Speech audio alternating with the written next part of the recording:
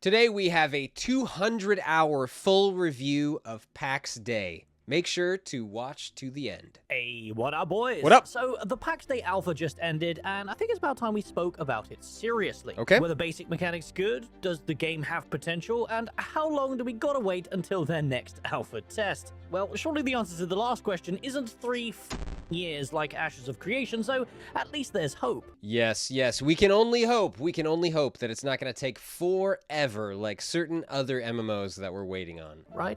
But before we get into that, our beautiful patrons and coped out the wazoo Twitch subs and I would love for you to grab yourself a Coca-Cola, because in total, I obsessively played this test for about 200 hours. That's pretty good. 200 hours. He put in some time. That's really impressive that he got that much time into this MMO, and hopefully he's got some good, I don't know, receipts to show for it.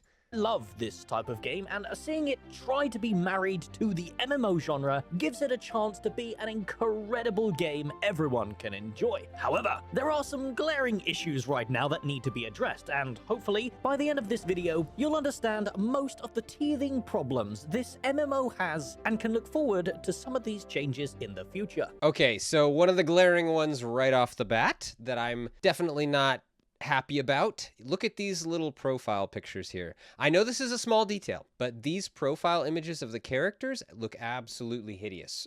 These are not flattering at all, not cool looking at all. And I really hope that changes because, you know, this little image, you're going to be seeing that a lot during the gameplay, I'd imagine, especially if you're in a group, right?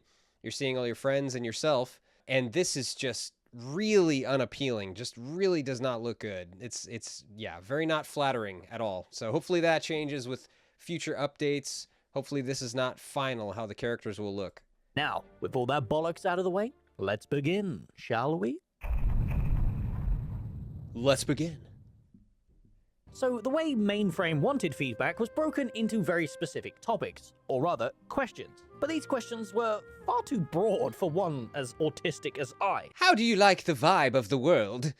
What did you like most in Pax Dei? What didn't you like about the game?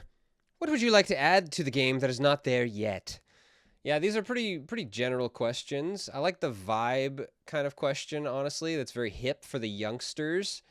They're obviously pandering to a younger audience by using questions like this. Maybe that's fine. I mean, that's probably okay, but it definitely feels like pandering. And you know, that's fine. But hopefully we get some of these questions answered in this review. I certainly hope so. Therefore, I'm going to reword these questions here into a completely different format and break up the video thusly. However, before we start, we need a disclaimer because for some reason it doesn't matter how many times we say it, whether that's Ashes of Creation or Pax Dei, but people cannot seem to understand the concept of an early alpha. Therefore, I will remind you that this test was purely focused on the gathering, crafting, and building side of the game. Mainframe. Right, exactly. So let me just go back here. I want to see his questions reframed a little bit. What are your impressions and feedback on the gathering? What did you think about the crafting and processing? Are you pleased with the building systems in the game? And what kind of social features do you hope to see? However, before we start, we need Ashes of Creation or Pax Dei, but people cannot seem to understand the concept of an early alpha. Therefore, I will remind you that this test was purely focused on the gathering, crafting, and building side of the game. Mainframe are still looking at implementing combat, proper progression, and all things PvE and PvP. So this game, I watched a little bit of the building in this game, and it's pretty impressive. And you can make some cool looking buildings, some cool looking structures, make your own castle town if you want, if you have a big enough group working on it. Yeah, it's pretty impressive. Oh, please try to apply at least one IQ point for once in your life. With that said, I also want to explain my philosophy behind my feedback. Designing a game around requiring a clan before you even start is not acceptable game design in the current year. Yeah. 100% of games that have been designed like this have all fizzled out and died within 1 month because of one simple factor. They are not fun. All games should be fun first and foremost, and we need. Exactly. Thank you for saying this, Narc. It should go without saying. I can't believe we even have to say it. The game should be fun on its own. It should be able to stand on its own, right? You shouldn't have to have a gimmicky mechanic pushing it that and forced upon the players that they don't really enjoy or don't really want to take part in order for the game to be fun in a certain estimation of the word. Yeah, it's so true. I'm so glad he said this. The game has to be fun on its own before you throw in kind of like the more gimmicky stuff. And I personally don't feel like the gimmicky stuff should always be required. Like he's talking about here with, a guild from the get-go is kind of required. There's got to be some sort of level of solo play. MMOs have always been that way. So I don't know. That's just me. Design a game that needs a group or a guild to even progress. The systems, the mechanics, and the grind are usually balanced around impossible numbers to accommodate this. Yeah. And that was quite evident in Pax Dei's initial alpha. Sure, established clans may have told you it was fun and well designed, but your potential audience is now barely reaching 1,000 players and will likely end up in a state like Mortal Online 2. Right. The reason why Ark and Rust succeed in this regard is because these games reset their servers regularly, giving clans a new gameplay loop with a fresh start every couple of months, and even Yeah, that is the upside to seasons. I don't always enjoy the feeling of like, okay, I gotta rush and do as much as I can because I know it's gonna reset. I don't always enjoy that, but I mean that is the big upside to seasons, is that you can always expect a new experience. You can always look forward to that. It's always going to be refreshing in that way, that, not everything is staying the same the whole time throughout the whole experience. And you get to kind of, reset your experience every season. So, I mean, there is an upside to it. I don't love seasons personally myself, but maybe it makes sense in MMOs. I'm not sure. even I would find that enjoyable. Pax Dei is a persistent, massively multiplayer world, and trying to marry the MMO genre with a persistent sandbox is going to have a lot of unforeseen teething problems, much like Ashes of Creation had. And that game's 8 years down the pipeline, and we still don't have an Alpha 2 date yet. Just look at this, by the way. Just look at this. I mean, this really is impressive. You got massive castle town structures going up all around, and these just wondrous looking mountains in the background, and the trees look really nice and realistic. I mean, it definitely is a pretty looking game. I do understand what some YouTubers are saying, though, about gaming and like the MMOs going in Unreal Engine 5 these days. It is starting to all look kind of samey.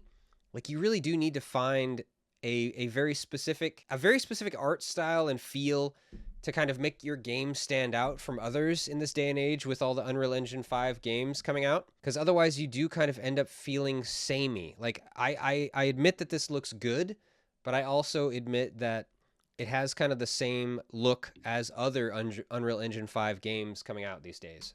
Yet. My only advice for audiences eagerly watching and helping this game be developed is prepare for a lot of development delays, because their task ahead is not an easy one. Yeah. But that's where we come in. I am a huge fan of early access games and open development because it gives a game a chance to make the correct changes and stay in touch with its audience. Yes, looking at you, Throne and Liberty. Now, on to the feedback. But hey.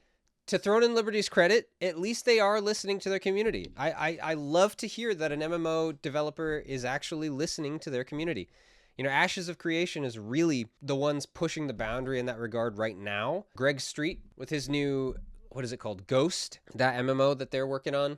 They're also doing this kind of model where they're listening a lot more to the community and taking that feedback and adjusting their game based on that in a more, a very much more connected to community system or design. This is a really good way to take MMOs in the future to make sure that they're really something that the player base actually wants. And I love to see it. Throne and Liberty did the same thing. That's what I was getting at. They were going for like an autoplay system and everybody hated it. And they actually took it out. You know, we like actually playing our games in an MMO. We actually like that, guys. Please don't take that away from us. So I'm glad that MMO developers are actually listening. They're engaged with that community and interacting. and responding. With the first question, feedback on The Gathering. Let's be honest, it's amateur implementation, isn't it? The game is designed initially around needing thousands of wood, ore, leather, and cloth, but the moment-to-moment gameplay around gathering these things is designed like you need very little. Holding down left mouse button for 35 minutes for 8 steel bars is not ideal gameplay. In fact, overwhelmingly bored is the only way that I can describe it. And the same game. Look at those animations, though. That's kind of cool. Like a progressive animation showing you the progress of you actually whacking away at that ore deposit. You see it slowly breaking apart and falling into rubble. That's kind of cool. I haven't seen a very cool animation like that for resource gathering. But of course, that is a very small note. It doesn't sway, in a large way whether people should play this MMO or not, in my opinion. It's just cool to see that people are taking a deeper look at the art and the animation in games and trying to make things more realistic and cool looking. I love to see that. Gameplay loop applies to wood, flax, and stone. The main issues are twofold. One, having stamina tied to gathering is extremely annoying and doesn't really add anything to the moment-to-moment gameplay, except forcing you to stop and wait. Luckily, you can fix this without removing the implementation by adding actual active gameplay to the gathering. Rust does this very well by giving you something to aim at whilst you are gathering, increasing the amount of damage that you do, and in Pax Dei, you could also reduce the stamina cost by a significant amount for doing it also. That would be a really cool system to add. Yeah, I like that. I actually really like that. It makes it more interactive. You kind of have like a mini game to your gathering if you're doing something like that.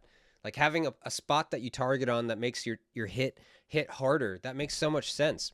That's really smart. Yeah, just make the gathering more interactive, make it into more of a mini game, and then players will enjoy that process more. In addition to this gathering gameplay loop, I also think a traditional MMO implementation of gathering resources would be valid, where you simply press a button on a tree, rock, or ore, and the character automatically gathers it. Either implementation here, I think, would vastly improve your gameplay loop and fix one of the major problems with the game. However, yeah, I really don't like the idea of having stamina, like a stamina requirement, or using stamina, or being able to run out of stamina while gathering. I kind of understand what they're doing, but it's just not a good implementation. They're trying to gamify the gathering, but it's being done in a very, very bad way, right? So you have to play around your stamina. Oh, I need to, I don't know, maybe there's like stamina potions, like, oh, I need to go make more stamina potions so I can craft longer, or something like that. Or, oh, I need to go out with a group because we get a bonus or a buff to being together, and our stamina lasts longer, or something like that. But it's not a very good implementation of that. It just doesn't feel good. I haven't even played it, and just the thought of it doesn't sound very satisfying. Before we move on, I also want to suggest a loot filter mechanic for your tools. Because of the amount of materials I needed to gather, it required us as players to chop a lot of trees, skin a lot of animals, and break a lot of stones over the course of the gathering session, and I found myself constantly deleting branches, rocks, and sinew simply because I don't need them. The proportion to actual base materials required compared to the rare procs simply wasn't balanced well. So any day of the week I could advocate for better filtering in inventory space. In any game. It doesn't matter what game. A huge offender in my recent memory would be Diablo 4. Basically, there's no filtering, right? They just add some basic filtering, please. And it would make the game experience so much better just having that. Yeah, huge advocate for filtering your inventory space. Please, every game do this.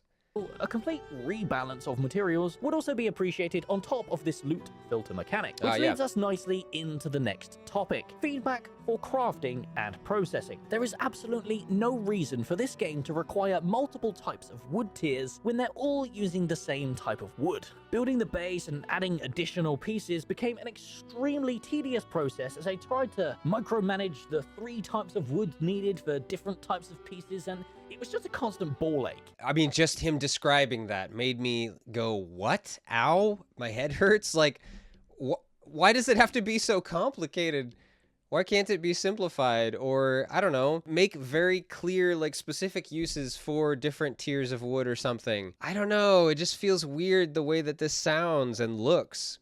It just doesn't sound like it's implemented in a good way. I agree. This multiple wood tier system needs to exist for the game's long-term plans. A simple feature that would fix this would be allowing us to place foundations, walls, and, well, anything really, straight out of the chests that are placed on our claim. Remove that middleman of needing these materials in your inventory, because ultimately, it just became a real pain in the ass and incentivizes ugly chest setups rather than aesthetically pleasing ones like it should be. I understand. Yeah, and that makes so much sense. I've seen other games do this, I'm pretty sure. Yeah, as long as you have your storage kind of in your plot or in your base building zone, then you basically are able to access that chest space, and it doesn't have to be directly on your person. And you can save that on your person space for, you know, I don't know, other things that you're gathering out in the world to bring back to your chest, things like that. Yeah, that makes a lot more sense. It seems much more streamlined to do it that way. A much better game feel. It might not make sense in terms of like a real world perspective, but it doesn't have to be. It's a game. The whole point of making a game is to make it fun. So anything you can reduce the kind of icky, this is lame, boring kind of feel from is good. My next piece of feedback for crafting is the fail chance. There is absolutely no reason for this game to have a fail chance mechanic in it when the player has reached the appropriate level. I failed multiple very easy and trivial crafts during my playtime, and it really doesn't add anything but frustration. Yes, absolutely. Unless you're making your game like some sort of pay-to-win trash, it really doesn't make sense to add fail systems at all. Or if you're going to, let me take that back. Let me just reel that back, because it could be good. It could make things more interesting. Like, for instance, you have a level requirement to craft something, and that level requirement means once you get to that level, you have a 100% chance to craft it. But you can try to craft it 5 or 10 or maybe even 15 levels lower, but you have a really, really high chance of failing. But there is a chance. So you can take that risk. You can risk those materials if you want, but you just have this huge chance of failure. It could be more interesting to have something like that. And I agree that having these fail systems is not good, but something like that might be okay. Player should feel rewarded for reaching a certain level. Yeah. So by all means, keep the fail chance when you're below the level requirement. But Yes. if you've progressed beyond that level, the chance needs to be changed to 100% always, or Yes, exactly. I agree. people are just going to quit after deleting 40 wrought iron bars to a very easy craft. Finally, I need to touch upon the AFK processing systems that you've implemented. 60% of my 200 hours played were spent sitting at a crafting bench processing wood and flax into usable materials. Ooh, 60%? So he played 200 hours, so, oh gosh, math, 120 hours of it? Something like that, yeah. That's really bad. That's a long time spent just dinking around with crafting stuff. This, again, can be improved significantly by making it so trivial level crafts are almost instantaneous. Yeah. Similar to Guild Wars 2, because having to process 4,000 planks for 16 hours just to level up a crafting profession to level 30 is a really poor game design. Alternatively, you can just make it so all processing gameplay loops have an actual AFK option, similar to your coal kilns, tanning benches, and ore refinery. Yeah. Either way would be an improvement. Next on our list of feedback is the building. Ultimately, you've nailed this, and I think Absolutely nailed it. And anyone who's watched gameplay is going to agree. This building is just insane. It looks so cool. Like the textures on the building materials and everything is just great. So every building turns out awesome. Nothing bad to say here, even before he gives his input. after a couple of polished passes, you've got the potential to have one of the best building systems in the sandbox genre. Yeah. And I think really only Valheim is going to rival you. So just keep polishing this, adding new set pieces, new shapes, and clean up some of the clipping, because you've definitely got a winner here. Our final... Yeah, if they can definitely clean... Yeah, exactly. Just maybe a little bit of cleanup on how things automatically snap to each other. And yeah, it could really be just pristine. It's really good already. Topic for feedback is the social features available in this game. Currently, there are none, and that is a major problem. Yeah. You cannot simply have a world and then say, yeah, it's a sandbox, we'll let the players fill in the gaps. it is extremely arrogant to assume you will sustain a large player base enough for an etiquette to form. You need to provide the tools around social features for players to engage in them. Yes. Again, you can't just expect clans to carry your game to success. Right. You have to encourage everyone in your world to want to come together as a civilization. Even just a gentle nudge, right? Just a very basic system could be enough of a push to really carry this game. It doesn't have to be something super in-depth or over the top or something like that, because the whole point of an MMO, massively multiplayer online RPG, right? So you go onto one of these to be around lots of people playing, and you want to be kind of sometimes, at least once in a while, interacting with them. I mean, that's kind of the point. So if you don't have ways, even a suggestion of a way to kind of set that up for the players to do, they're probably not going to interact. It's probably going to feel boring. It's going to feel kind of like lackluster or something for the players. And yeah, you're not going to have a huge player base, exactly like he's talking about. To do this, I want you to look at Ashes of Creation's node system and the work that they have applied in this department. Intrepid have designed a lot of tools that encourage natural social incentives, and I think by applying just a few of these, your claim system could function very well as a social feature. For example, if 5 random players connect their claims together, the game itself recognizes that location as a settlement, and any players who are part of this connected unit now have additional building schematics unlocked that are purely social focused. That is cool. Yeah, that is definitely cool. Just little things like that. Just add a couple more things, and you have your social aspect fleshed out. A couple of examples off the top of my head would be mailboxes or player vendors. This would then encourage more players to come and join them, increasing the size of their settlement's influence and unlocking more social features the larger that they get. Group crafting stations, large farms for crops, auction houses. You have some real potential here, but if you stick to your current design, you will only encourage already established clans to come together, and we've seen how that's failed in previous sandbox MMOs. They're either massively pay to win or long dead. But as usual, I am just one nerd, desperate for a good MMO. And hey, as this is a feedback video, much like the Ashes of Creation ones we do, I really want to emphasize that my opinion means nothing without yours in the comments below. There it is. So please, be vocal about what I've suggested and what you hope to see from this sandbox MMO's future. If you've made so okay, he's wrapping up there. Let's wrap up as well. I see a lot of potential in this MMO, a lot. Now, it is very early, and, you know, we're getting a very limited look at the systems, right? We really only get to see gathering and building. That's pretty much it. But the building is insanely good for how early this is, and the gathering, if tweaked, if kind of implemented in a slightly better way, you know, the gathering is clean, at least. It's reminiscent of New World, and I love the New World gathering. So if they can take away the stamina, if they can just make it, like, literally, if you just copied New World's gathering, I would be happy. I would be happy. Just there, I would be happy.